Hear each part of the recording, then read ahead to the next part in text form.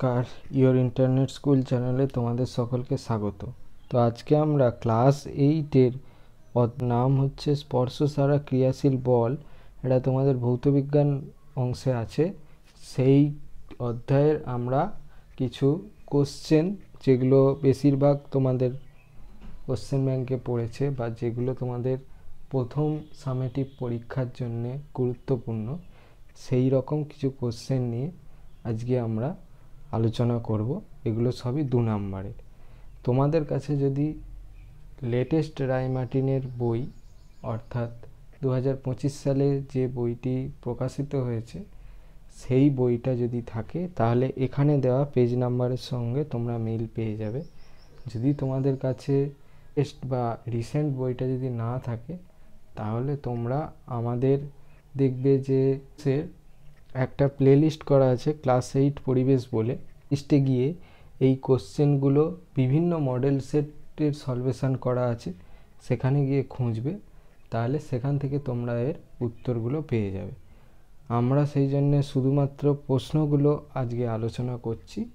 অ্যান্সারগুলো তোমাদের কাছে যদি রায় মার্টিনের বই থাকে কালেকশান করে নিতে পারো, কিংবা যদি না পাও তাহলে হচ্ছে আমাদের ওই প্লেলিস্টে যাবে, প্লেলিস্টে গিয়ে সেখান থেকে তোমরা অনুসারে উত্তরগুলো পেয়ে যাবে। তো আমি একবারে প্রশ্নগুলো চলে আসছি।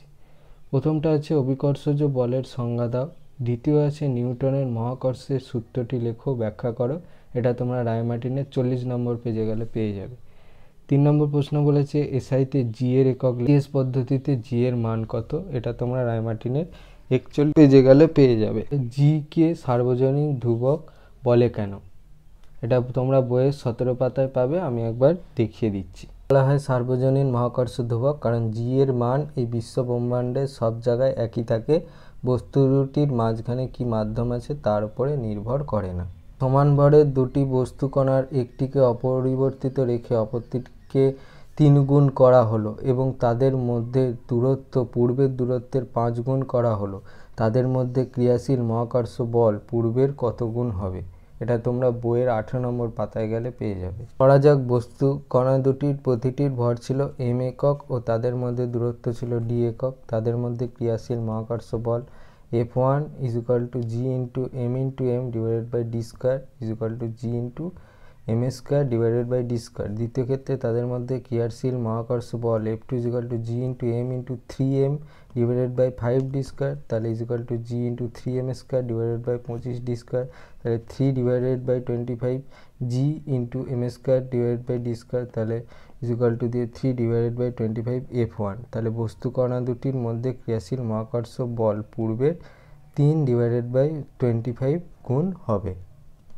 ত্বরণ কাকে বলে, এটা তোমরা রায় মার্টিনের 42 নম্বর পাতায় গিয়ে পেয়ে যাবে। 7 কোনো বস্তুর ভর 22 কেজি হলে তার ওজন কত। ওজনের এসআই একক কি। ওজনের এসআই একক হচ্ছে নিউটন। আর কোনো বস্তুর ভর 22 কেজি হলে তার ওজন বের করতে গেলে কি হবে, ভরটা ইন্টু অভিকর্ষজ ত্বরণ 9.8, তার মানে 215.6, এটা হবে আমার অ্যান্সার। গ্যালিলিওর 3টি সূত্র লেখো। এটা তোমরা রায় মার্টিনের 45 পেজে গেলে পেয়ে যাবে। কুলম্বের সূত্রটি লেখো, ব্যাখ্যা করো। এটা তোমরা রায় মার্টিনের 53 পেজে গেলে পেয়ে যাবে। শূন্যস্থানে কে এর মান কত। 1 আধানের সিজিএস ও এসআই একক লেখো। সিজিএস হচ্ছে ইএসইউ আর এসআই একক হচ্ছে কুলম্ব বা। কালে প্লাস্টিকের চিরুনি দিয়ে চুল আঁচড়ালে পটপট শব্দ হয় কেন। এটা তোমরা রায় মার্টিনের 55 নম্বর পেজে পেয়ে যাবে। একটা নিস্তড়িত বস্তুর কাছে একটা তড়িৎগ্রস্ত বস্তু আনলে আকর্ষণ হয় কেন। এটা তোমরা রায় মার্টিনের 58 পেজে গেলে পেয়ে যাবে। স্থির তড়িৎ কাকে বলে, এটা তোমরা রায় মার্টিনের 49 পেজে গেলে পেয়ে যাবে। 1 কেজি ভরে দুটি বস্তু পৃথিবীর ওপর পাশাপাশি রাখলে মহাকর্ষ বলের প্রভাবে তারা পরস্পরের কাছে যায় না কেন। কেজি ভরের বস্তু পরস্পরের প্রতি মহাকর্ষ বল প্রয়োগ করলেও তারা দৃশ্যমানভাবে পরস্পরের দিকে নড়তে দেখা যায় না। এর প্রধান কারণগুলো হলো মহাকর্ষ বল খুবই ক্ষুদ্র। নিউটনের মহাকর্ষ সূত্র অনুসারে দুটি বস্তু পরস্পরের প্রতি যে আকর্ষণ বল প্রয়োগ করে তার মান হলো F = g into 1 into m2 divided by r square, যেখানে g হচ্ছে 6.674 into 10⁻⁻11 নিউটন মিটার স্কোয়ার। বর্ষীয় ধ্রুবক m1 হচ্ছে 1 কেজি, m2 হচ্ছে 1 কেজি। r হলো বস্তু দুটোর মধ্যে দূরত্ব। যদি ধরা হয় বস্তু দুটো 10 সেন্টিমিটার, মানে r = 0.1 মিটার দূরত্বে রাখা আছে, তাহলে মহাকর্ষ বল হবে F is equal to 6.674 into 10 to the power minus 11 into 1 into 1 divided by 0.1 square, তার মানে F is equal to 6.674 into 10 to the power Newton. একটা বল যা দৈনন্দিন জীবনের অন্যান্য বলের তুলনায় নগণ্য, ঘর্ষণ বল ও পরিবেষ্টিত প্রতিরোধ। পৃথিবীর ওপরে বস্তু দুটো রাখলে তাদের নিচে টেবিল বা মাটির সঙ্গে একটা ঘর্ষণ বল কাজ করে। এই ঘর্ষণ বল স্ট্যাটিক ফ্রিকশন এত বেশি যে ক্ষুদ্র মহাকর্ষ বল বস্তু দুটিকে পরস্পরের দিকে নড়তে না।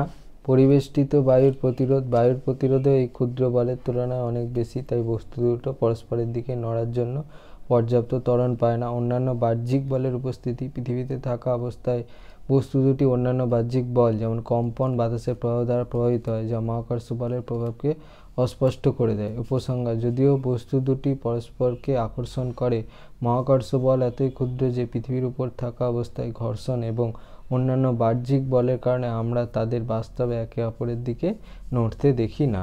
মুক্তিবেগ কত? এটা হচ্ছে 11.2 কিলোমিটার পার সেকেন্ড।